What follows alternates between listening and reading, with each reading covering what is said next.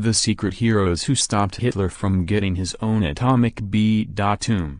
They tell the astonishing tale of how a French secret agent teamed up with the British to steal the world's entire stock of heavy water, vital for nuclear arms, by gazumping Hitler. Unsung hero and real-life 007 Jacques Allier then smuggled it and his country's nuclear secrets to Britain during the Dunkirk evacuation. It gave the Allies a head start in the race to split the atom, allowing French nuclear scientists to continue their work in Cambridge after France fell. It placed all the material needed for an atom bomb in the hands of Britain's wartime leader Winston Churchill, forcing Hitler to play catch-up. France's nuclear program, just like the Führer's, depended on heavy water made with a special isotope of hydrogen. It was vital to the experiments being conducted in Paris by France's top nuclear scientist Jacques Curie and his team. The only place in the world capable of producing heavy water was the famed chemical plant at Telemark in neutral Norway.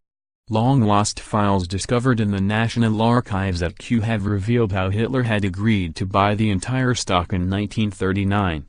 But French intelligence heard about the deal and made sure dapper banker-turned-secret agent Jacques Allier, then aged 31, got there first.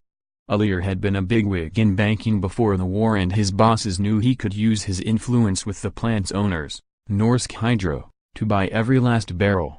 The files say he set off for Norway by air with full powers, false papers and, as he put it, all the paraphernalia of the hero of a spy story with the exception of a false beard. He had chartered private airliners to fly the 26 drums back to France via Stockholm and Amsterdam, but by now German military intelligence and the Luftwaffe were in hot pursuit. Realizing the game was up, Allier deliberately missed a connecting flight and called in the RAF to fly the precious cargo to France, dodging enemy fighters by doglegging over Scotland. The file records, this precaution was not wasted. The civil airliner he was supposed to be traveling on was intercepted by the Germans and obliged to land at Hamburg.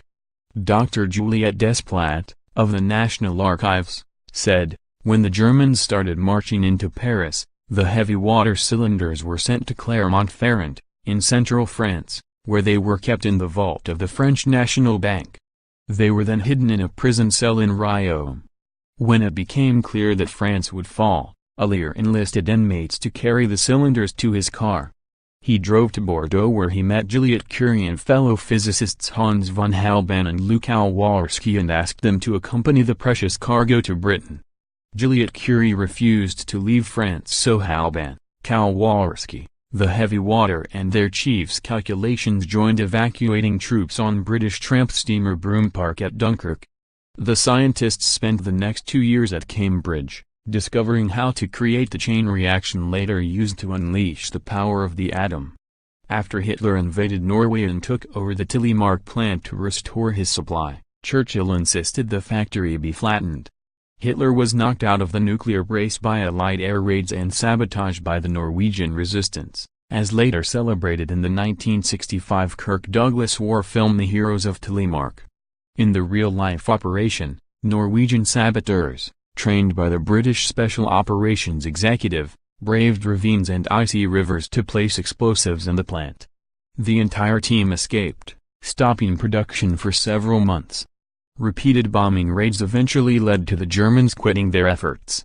When the U.S. entered the war, Halban was recruited for the Manhattan Project and Kowalski was sent to Canada to supervise the building of its first nuclear reactor.